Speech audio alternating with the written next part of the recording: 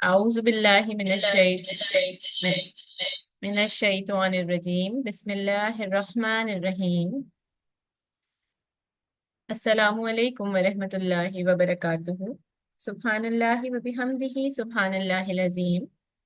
الحمد للہ رب العالمین الصلاۃ والسلام علی رسولہ الکریم رب اشرح لی صدری ویسر لی امری واحلل عقدۃ من لسانی یفقہوا قولی ربی یسر ولا تعسر وتمم بالخیر وبک نستعین یا فتاح یا معین۔ آج جن صحابی کے بارے میں ہم پڑھیں گے وہ ہیں حضرت عبداللہ بن حذافہ رضی اللہ تعالی عنہ۔ حضرت عبداللہ بن حذافہ صاحب جو ہیں رضی اللہ تعالی عنہ، ان کا شاید آپ لوگوں نے نام بھی نہیں سنا ہوگا یا شاید کچھ نے سنا ہو، لیکن اگر آپ ان کے کارنامے دیکھیں گے تو آپ حیران ہو جائیں گے۔ اور انہوں نے دونوں جو اس وقت کے دور کی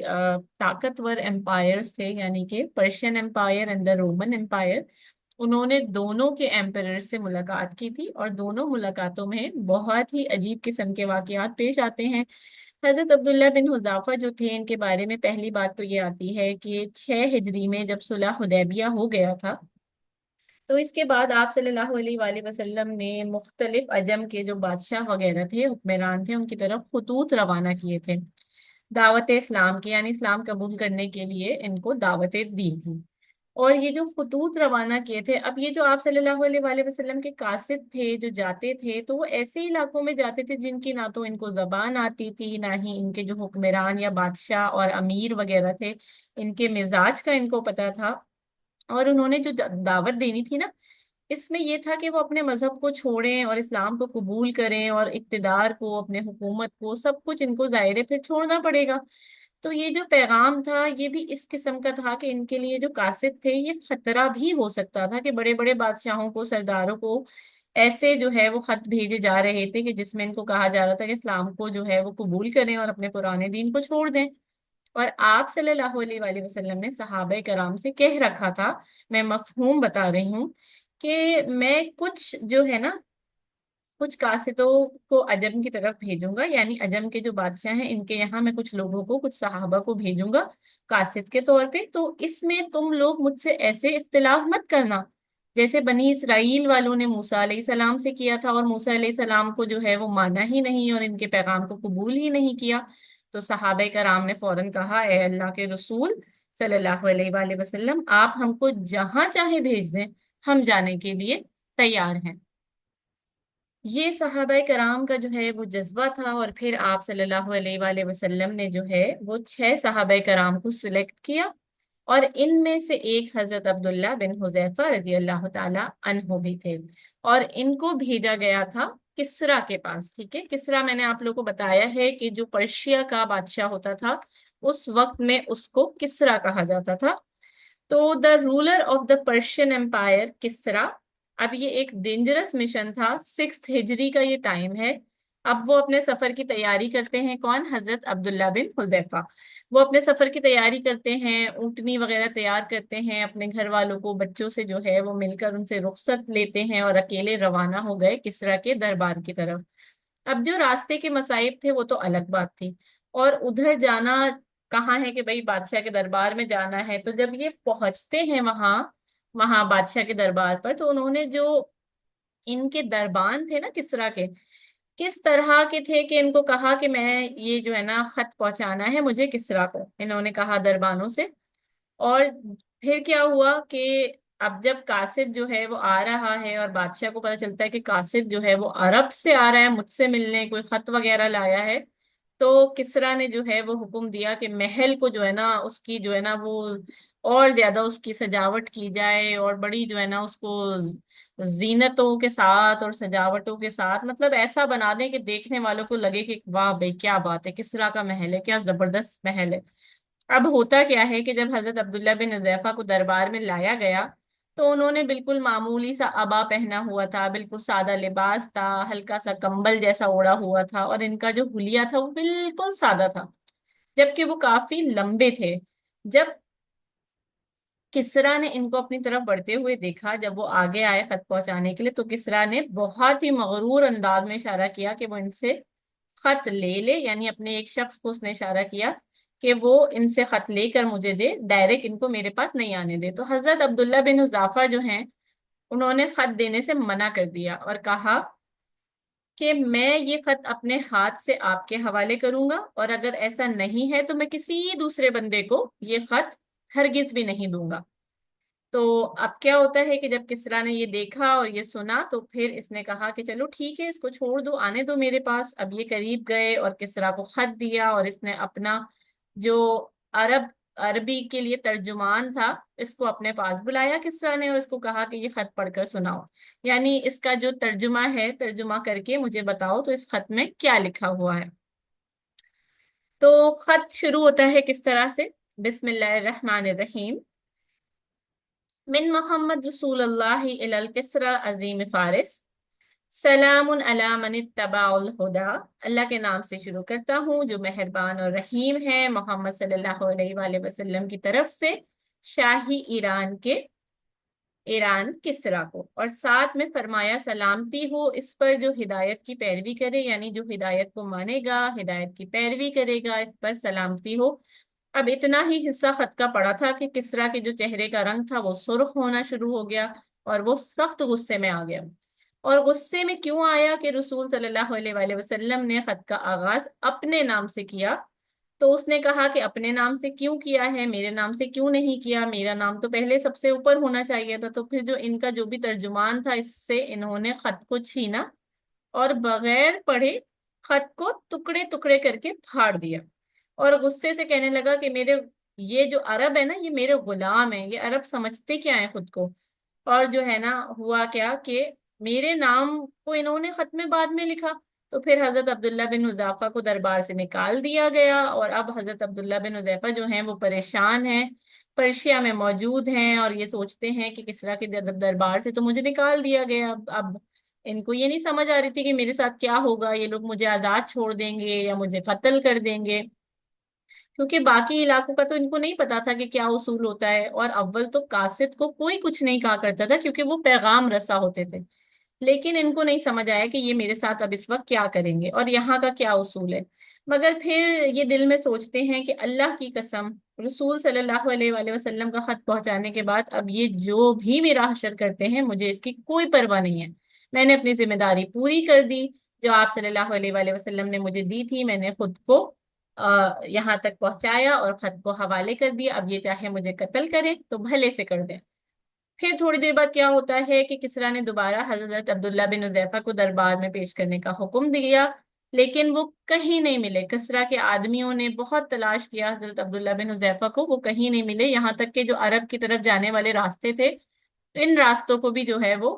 انہوں نے چھان مارا، مگر وہ ہاتھ سے نکل چکے تھے۔ پھر حضرت عبداللہ بن حذیفہ جب آپ صلی اللہ علیہ وآلہ وسلم کے پاس پہنچتے ہیں تو پھر وہ پوری کہانی جو ہے آپ کو بتاتے ہیں۔ پھر آپ صلی اللہ علیہ وآلہ وسلم نے فرمایا کہ اللہ تعالیٰ اس کی سلطنت کو بھی پارا پارا کر دے، یعنی جس طرح اس نے میرے خط کو پھاڑا ہے، ٹکڑے ٹکڑے کیا ہے، اللہ تعالیٰ اس کی سلطنت کو بھی ٹکڑے ٹکڑے کر دے۔ اب دوسری طرف کیا ہوتا ہے کہ کسرا نے جو یمن میں اس کا گورنر تھا نا، اس کا نام تھا بازان۔ کسرا نے بازان کو خط لکھا کہ یہ جو آدمی ہے صلی اللہ علیہ وآلہ وسلم نام کا جو یہ شخص ہے حجاز میں عرب میں جس نے کہا ہے میں نبی ہوں، تم ان کے پاس اپنے دو بہادر اور قوی قسم کے لوگوں کو بھیجو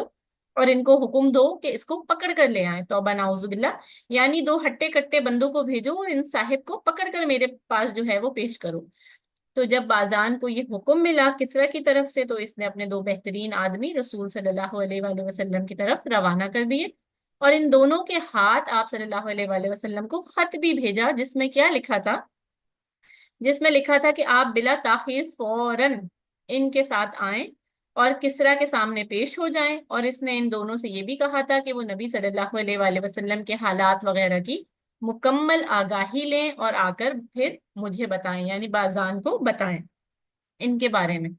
اب یہ جو دونوں قاصد ہیں نا، یہ دونوں قاصد جو تھے بازان کے، بلکہ یوں سمجھ لیں کہ ایک طرح سے گرفتاری کرنے جا رہے تھے، اور یہ بہت تیز رفتاری کے ساتھ سفر کر کے پہلے طائف پہنچے، اور جب طائف پہنچتے ہیں تو وہاں ان کی ملاقات ہوتی ہے قریش کے قافلے سے جو ایک تجارتی قافلہ تھا۔ اس سے ان کی جب ملاقات ہوتی ہے تو انہوں نے پوچھا کہ یہ محمد صلی اللہ علیہ وآلہ وسلم کے بارے میں بتاؤ. تو وہ جو قریش کا قافلہ تھا انہوں نے کہا کہ وہ تو مدینہ میں ہے. تو یہ جو قافلہ تھا قریش کا جب یہ واپس مکہ پہنچتا ہے تو یہ بڑے ایکسائٹیڈ ہوتے ہیں, بڑے خوش ہوتے ہیں, اور یہ اپنے لوگوں سے کہتے ہیں کیا زبردست بھائی, کیا بات ہے, بس اب تم لوگوں کو غم کرنے کی کوئی ضرورت نہیں ہے, تم تو بے فکر ہو جاؤ محمد کی طرف سے. یہ جو کسرا ہے نا پرشین امپائر کا بادشاہ, وہ محمد صلی اللہ علیہ وآلہ وسلم کے پیچھے پڑ گیا ہے. تو اب تو تمہیں کوئی مسئلہ ہی نہیں ہے, اب تو تم لوگ مسئلے سے فارغ ہو چکے ہو. مطلب وہ اس پر بڑے خوش اور ایکسائٹمنٹ کا جو ہے وہ اظہار کرتے ہیں کہ کسرا جو ہے وہ ان کے پیچھے پڑ گیا, وہ ان کا کام تمام کر دے گا, ہمارا مسئلہ حل ہو گیا ہے. اور دوسری طرف جو بازان کے سپاہی تھے وہ دونوں مدینہ منورہ کی طرف روانہ ہوئے, اور جب وہ وہاں پر پہنچتے ہیں آپ صلی اللہ علیہ وآلہ وسلم سے ملتے ہیں اور بازان کا خط آپ صلی اللہ علیہ وآلہ وسلم کے حوالے کرتے ہیں, اور پھر ان کو بتاتے ہیں کہ شہنشاہ کسریٰ نے حاکم بازان کو ہدایت دی ہے کہ وہ آپ کو لانے کے لیے کسی کو بھیجے, تو ہم اسی مقصد سے آئے ہیں کہ آپ ہمارے ساتھ چلیں, اور اگر آپ نے ہماری بات مان لی تو ہم یہ کریں گے کہ ہم کسریٰ سے تھوڑی سی آپ کے لیے سفارش کریں گے اور بات کریں گے کہ وہ آپ کے لیے رعایت کر دیں اور آپ کو نقصان وغیرہ نہ پہنچائیں, آپ کو تکلیف نہ پہنچائیں. اور اگر آپ نے ہماری بات نہ مانی تو آپ کو پتا ہے پھر کہ جو کسریٰ ہے وہ کتنا طاقتور ہے اور کس طرح کا ہے. آپ دیکھیں اب کیا ہو رہا ہے کہ یہ سارا کچھ انہوں نے بتایا. یقیناً اس نے کہا کہ بھئی آپ لوگ, آپ جو ہیں اچھی طرح سے جانتے ہوں گے کسریٰ کے بارے میں, تو سب کو پتا ہے. اب کیا ہوتا ہے کہ وہ آپ کو اور آپ کی پوری قوم کو تباہ کر دے گا. اب اس زمانے میں بھی اس طرح کی دھمکیاں مسلمانوں کو دی جاتی تھی, اور یہ بالکل اسی طرح کی بات ہے جیسے کہ کہا جاتا ہے نا کہ ہم بمباری کر کے دوبارہ جو ہے وہ تمہیں پتھروں کے دور میں پہنچا دیں گے. یہ الفاظ آپ نے آج کل بڑے سنے ہوں گے. تو یہ جو بڑی بڑی ریاستیں ہوتی ہیں, ان کے جو بادشاہ ہوتے ہیں, یہ بہت ہی تکبر کے ساتھ جو ہے وہ پیش آتے ہیں, بڑی بڑی جو ہے وہ باتیں کرتے ہیں. لیکن ہم سب مسلمانوں کا یہ یقین ہے کہ آخر میں پلان تو کس کا چلنا ہے؟ انشاءاللہ اللہ سبحانہ و تعالیٰ کا. پھر جب رسول صلی اللہ علیہ وآلہ وسلم نے یہ بات سنی تو آپ صلی اللہ علیہ وآلہ وسلم مسکرائے, اور آپ صلی اللہ علیہ وآلہ وسلم نے کہا کہ آج تم لوگ جہاں پر ٹھہرے ہوئے ہو اپنی قیام گاہ پر, وہاں واپس جاؤ, کل میرے پاس پھر آنا. اور پھر جب یہ دوسرے دن دونوں آئے, آپ صلی اللہ علیہ وآلہ وسلم کے پاس حاضر ہوتے ہیں, تو ان دونوں نے پوچھا آپ صلی اللہ علیہ وآلہ وسلم سے کہ آپ تیار ہو گئے ہمارے ساتھ چلنے کے لیے. تو پھر آپ صلی اللہ علیہ وآلہ وسلم نے کہا کہ آج کے بعد تم اس کسریٰ سے نہیں مل سکو گے. اللہ تعالیٰ نے اس کا جو بیٹا ہے جس کا نام شیروائی بھی آتا ہے اور شیرو بھی آتا ہے, اس کو فلاں رات میں فلاں موقع پر اپنے باپ پر مسلط ہو گیا اور اس کو ہلاک کر دیا, اور کسریٰ ہلاک ہو گیا. جب ان دونوں نے یہ بات سنی تو ان کے چہروں پہ سخت حیرانی اور دہشت آ گئی. تو ان دونوں نے کہا آپ جانتے بھی ہیں آپ کیا کہہ رہے ہیں, تو کیا یہ بات ہم لکھ دیں بازان کو کہ آپ ایسے کہہ رہے ہیں کہ کسریٰ کو مار دیا گیا ہے؟ تو آپ صلی اللہ علیہ وآلہ وسلم نے کہا کہ ہاں ہاں بالکل, یہ بھی لکھ دینا کہ میرا جو دین ہے وہ کسریٰ کی سلطنت کے آخری حدود تک پہنچے گا, اور یہ بھی اس کو کہہ دو کہ اگر تم خود یعنی بازان اگر تم اسلام کو قبول کر لو گے تو تمہارا جتنا بھی علاقہ ہے تمہیں اس کی حکمرانی پر برقرار رکھا جائے گا. اب کیا ہوتا ہے, اس کے بعد یہ دونوں آپ صلی اللہ علیہ وآلہ وسلم کے پاس سے رخصت ہو کر بازان کی طرف پہنچتے ہیں. اب یہاں پر ایک اور چیز جو پہلے بھی ایک دو بیانات میں بتا چکی ہوں, ہوا کیا تھا اس کے ساتھ. میں نے آپ کو بتایا تھا ایک اور صحابی کے بارے میں آپ کو انشاءاللہ کہ حضرت عبداللہ بن حذیفہ رضی اللہ تعالی عنہ کا واقعہ میں آپ کو بتا رہی ہوں, جو میں نے آپ سے پہلے کہا تھا کہ میں آپ کو بتاؤں گی کہ کس طرح سے جو ہے وہ لاسٹ کسریٰ جو ہے وہ آیا تھا اور کیا ہوا تھا. اصل میں یہ جو کسریٰ تھا نا, اس کا نام تھا پرویز خسرو. پرویز جو ہم اردو میں کہتے ہیں, اس کا نام پرویز تھا, اور یہ بیٹا تھا ہرمز کا. تو یہ جو کسریٰ تھا اس کی ایک بیوی تھی جس کا نام شیرین تھا, اور جو کسریٰ کا بیٹا تھا شیرو, یہ اپنی سوتیلی ماں پر عاشق تھا. اب اس سے شادی کرنے کے لیے اس نے کیا کیا کہ اپنے باپ کو زخمی کر دیا یعنی کسریٰ کو. اب کسریٰ کو یہ معلوم ہو گیا کہ یہ اس کے بیٹے کی سازش ہے, اس کے ذریعے اس کو زخمی کیا گیا ہے, تو اس نے کیا کیا, اس نے ایک بڑا اعلیٰ قسم کا جو ہے وہ زہر تیار کروایا. زہر کی بوٹل یا ڈبہ جو بھی تھا وہ لیا, اس کو اپنے خزانے میں ایک خاص جگہ پہ رکھوا دیا, اور اس پر لکھوا دیا کہ یہ دوا جو ہے نا یہ مرد کی مردانگی کے لیے بہت نفع بخش ہے. ٹھیک ہے, یعنی the medicine is best for میسکیولینٹی. تو اور پھر اس کے بعد وہ جو ہے وہ کیونکہ زخمی شدید ہو چکا تھا وہ خود مر جاتا ہے. اب جب وہ خود مر جاتا ہے تو وہ جو اس کی بیوی تھی شیرین، اس کو جب معلوم ہوا کہ وہ مر گیا تو وہ اس غم میں خود بھی زہر کھا کر مر جاتی ہے. اب جب اس کے بیٹے نے دیکھا کہ دونوں جو ہے وہ مر گئے ہیں تو اس نے خزانے وغیرہ کھولے تو وہاں پر اس کو یہ بوتل نظر آئی جس پر یہ لکھا ہوا تھا کہ this is the best medicine for the masculinity. تو وہ بڑا خوش ہوا اور اس نے اٹھا کر وہ بوتل پوری کی پوری پی لی. تو جو کہ اصل میں زہر تھا، اب یہ پی کر یہ بھی مر جاتا ہے. تو اس کی ایک بیٹی تھی بوران. پھر اس بوران کو جو ہے نا پرشیا والوں نے اپنا سردار منتخب کر لیا فار دا ٹائم بینگ، جو کہ کم سن سی لڑکی تھی، اور پھر اس کو ہٹا کر یزدگیر کو جو ہے وہ کسرا بنایا گیا، جو میں نے آپ کو بتایا تھا جو کہ آخری کسرا تھا پرشین امپائر کا. اگر آپ کو یاد ہو تو ہم حضرت سعد بن ابی وقاص رضی اللہ تعالی عنہ کے واقعے میں اس کو ڈیٹیل سے پڑھ چکے ہیں. تو this is what happen to the Persian empire, یعنی ٹکڑے ٹکڑے ہو گئی اس کی حکمرانی. اچھا، اب یہ تو واقعہ تھا جو پرشیا میں پیش آیا تھا. دوسری طرف کیا ہوتا ہے کہ یہ جو دو قاصد تھے نا بازان کے، وہ واپس پہنچتے ہیں اور پھر وہ بازان کو آ کر وہ خبر پہنچاتے ہیں جو آپ صلی اللہ علیہ وآلہ وسلم نے ان کو بتائی تھی. تو پھر بازان نے کہا کہ اگر محمد صلی اللہ علیہ وآلہ وسلم کی یہ بات درست ہے نا تو یقیناً یہ اللہ کے نبی ہیں. کیونکہ ظاہر ہے اس زمانے میں کوئی ایسا نہیں تھا کہ نیوز سروس تھی یا میڈیا تھا یا ڈیجیٹل دور تھا، بلکہ مہینوں کے سفر ہوا کرتے تھے، بہت بہت وقت لگتا تھا خبر کو ایک جگہ سے دوسری جگہ پھیلنے میں. اور ساتھ میں یہ جو بازان ہے نا، اس نے کہا کہ اگر ایسا نہیں ہوا جیسا کہ انہوں نے کہا ہے یا پیشن گوئی کی ہے تو پھر میں سوچوں گا کہ مجھے ان کے ساتھ کیا کرنا ہے. اب تھوڑے ہی دن گزرے تھے کہ وہ جو شیرو تھا اس کا ایک خط بازان کے پاس پہنچتا ہے اور اس نے کہا کہ میں نے اپنے باپ کو قتل کر دیا ہے، اور اس نے یہ کہا کہ میں نے اپنی قوم کے لیے ایسا کیا ہے. اس نے یہ تو نہیں بتایا کہ میں اپنی سوتیلی ماں پہ عاشق تھا یا اس میں دلچسپی رکھتا تھا. اور اصل میں نے تو اس نے یہ کہا کہ میں نے تو اس لیے قتل کیا ہے کہ وہ لوگوں کا مال ہضب کرتا تھا، ظلم و زیادتی کرتا تھا. اور جیسے ہی تمہیں میرا یہ خط پہنچے تو تم اپنے پاس جتنے تمہارے لوگ ہیں نا، جتنے لوگ تمہارے ماتحت ہوں، ان سب سے تم میری اطاعت اور فرما برداری کا عہد لے لو. تو بازان نے جیسے ہی یہ خط پڑھا اس نے اس خط کو پھینکا اور فوراً وہ اسلام لے آیا. تو یہاں تک جو ہے حضرت عبداللہ بن حذافہ کا واقعہ ہے کسرا کی کہانی میں. اور اب ایک اور واقعہ جو حضرت عبداللہ بن حذافہ کی زندگی سے جڑا ہوا ہے وہ رومن امپائر کے ساتھ ہے، رومن امپائر سے جڑا ہوا ہے. ہوا یہ تھا کہ حضرت عمر فاروق رضی اللہ تعالی انہوں نے 19 ہجری میں روم سے جنگ کرنے کے لیے ایک فوج بھیجی تھی. وہ جو فوج بھیجی تھی اس میں حضرت عبداللہ بن حذافہ بھی تھے، اور جو کیسر روم تھا جس کو سیزر کہتے تھے، اس کو یہ خبریں پہنچی ہوئی تھی کہ جو مسلمان ہیں ان کا عقیدہ، ان کا ایمان بہت قوی ہوتا ہے، مضبوط ہوتا ہے، بڑے بہادری سے لڑتے ہیں. تو اس نے کیا حکم دیا ہوا تھا؟ اس نے حکم دیا تھا اگر تم لوگ کسی بھی مسلمان کو قیدی بنا لو تو اس کو قتل نہیں کرنا، بلکہ میرے پاس لانا اور میں ذرا دیکھتا ہوں کہ ان لوگوں کا ایمان کتنا پختہ ہوتا ہے، میں ذرا ان کو آزماؤں گا. اور اب کیا ہوتا ہے کہ حضرت عبداللہ بن حذیفہ ان لوگوں میں سے تھے جن کو رومن فوجیوں نے گرفتار کر لیا تھا. اب کیا ہوتا ہے کہ ان کو پکڑ کر لے کے آتے ہیں سیزر کے کورٹ میں، اور ان کے جو سپاہی تھے انہوں نے یہ بھی بتایا کہ یہ جو شخص ہے نا حضرت عبداللہ بن حذافہ،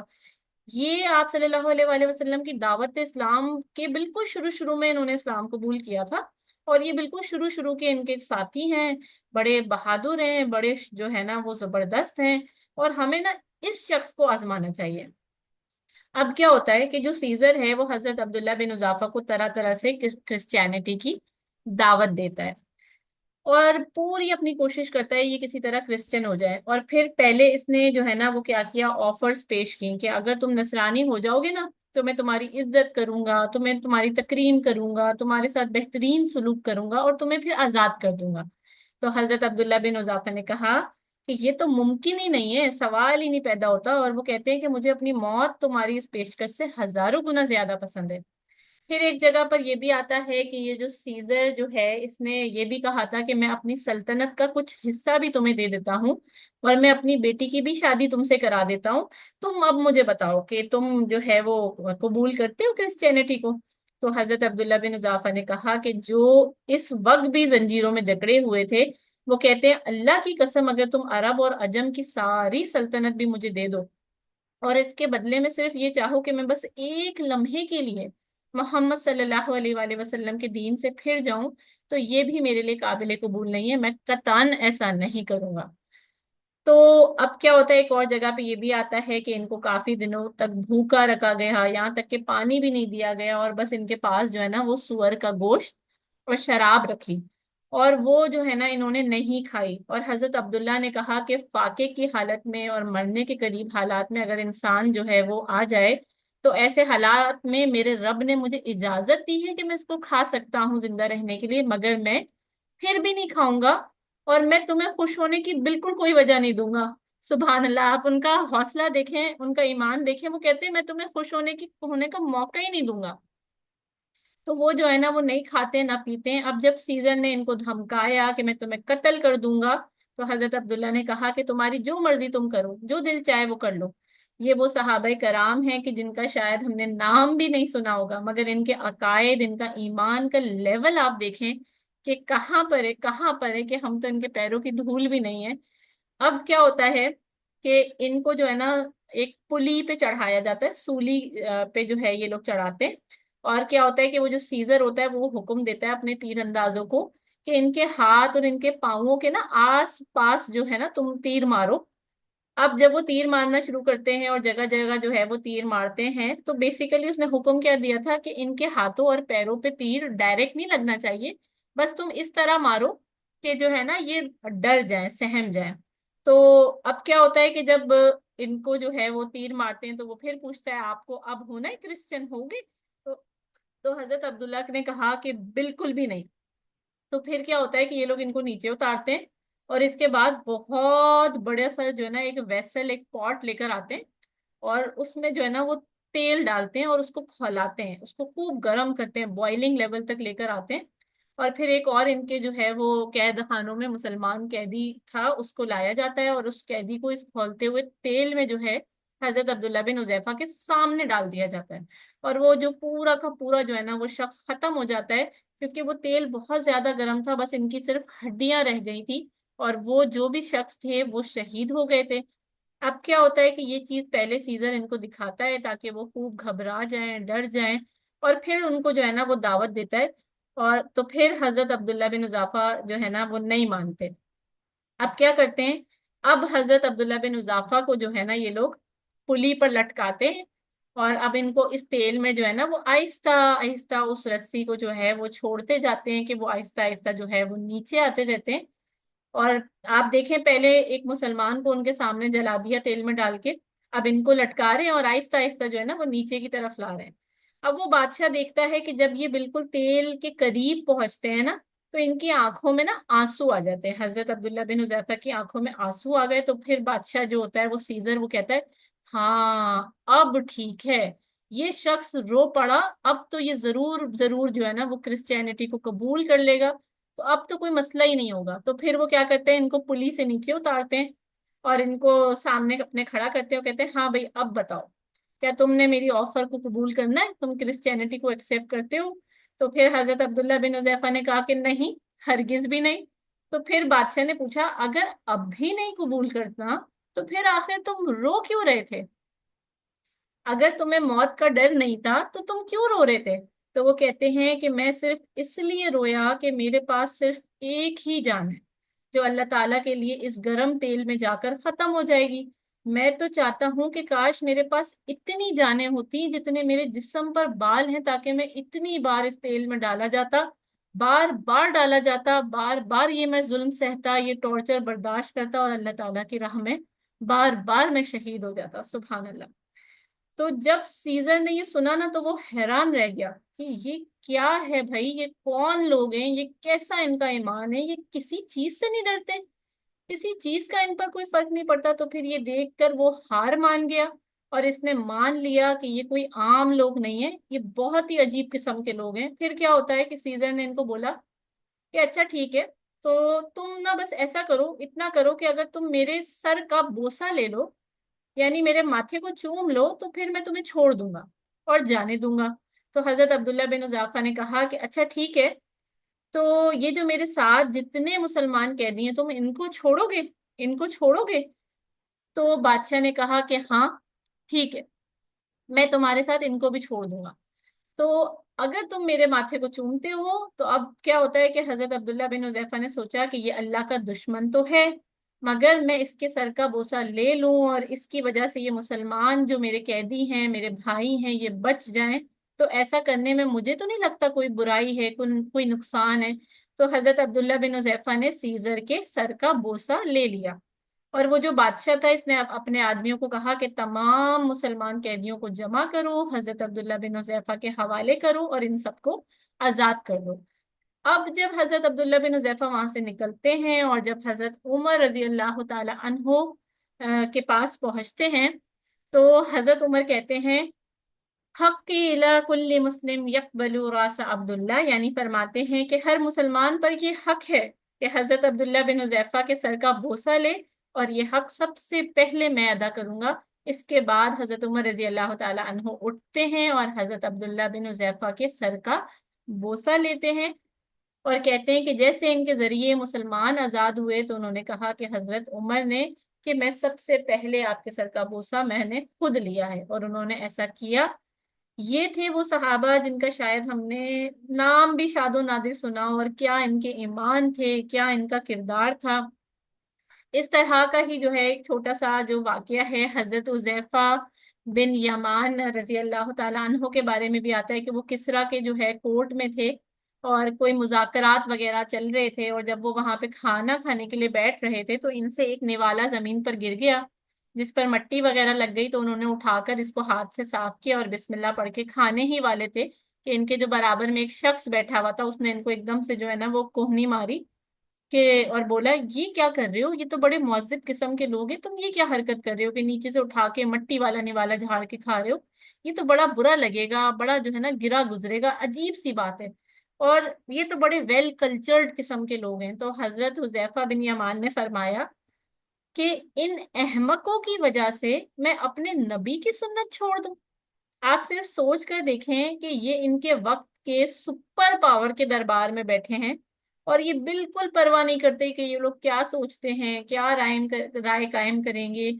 اصل میں ایمان جو ہے نا وہ یہی ہے۔ ہم صحابہ کرام کے ایمان کو دیکھتے ہیں تو ایمان کا وہ لیول تھا ان کا کہ جس کی کوئی حد ہی نہیں تھی، اور ان کی زندگی آپ دیکھیں، ان کی زندگی جو ہے نا وہ سمعنا و اطعنا کی بنیادوں پر تھی، اور یہ بالکل فکر نہیں کرتے تھے کہ رومن بادشاہ ہے یا پرشین بادشاہ ہے یا سامنے کون ہے، کس طرح کا ہے۔ ایون میں نے آپ کو بتایا تھا کہ جب کسریٰ کے خزانے جو ہے وہ پہنچے تھے تو اس میں ایک بڑا خاص قسم کا قالین تھا جو ہر موسم میں جو ہے نرم و ملائم رہتا تھا۔ تو جب مسلمان آئے تھے نا ان لوگوں کے پاس، کسریٰ والوں کے پاس، تو یہ اپنے جو وہ گھوڑے ہیں نا وہ دوڑاتے ہوئے سیدھے اس قالین پر آ کر جو ہے وہ کھڑے ہو گئے تھے۔ یہ جو ہے وہ مسلمانوں کا لیول تھا کہ ان کے دل میں بس ایمان کا ایسا جذبہ، ایسا نور روشن تھا کہ یہ کچھ فکر نہیں کرتے تھے ان کے سامنے کون ہے اور ان کے ساتھ کیا ہوگا۔ تو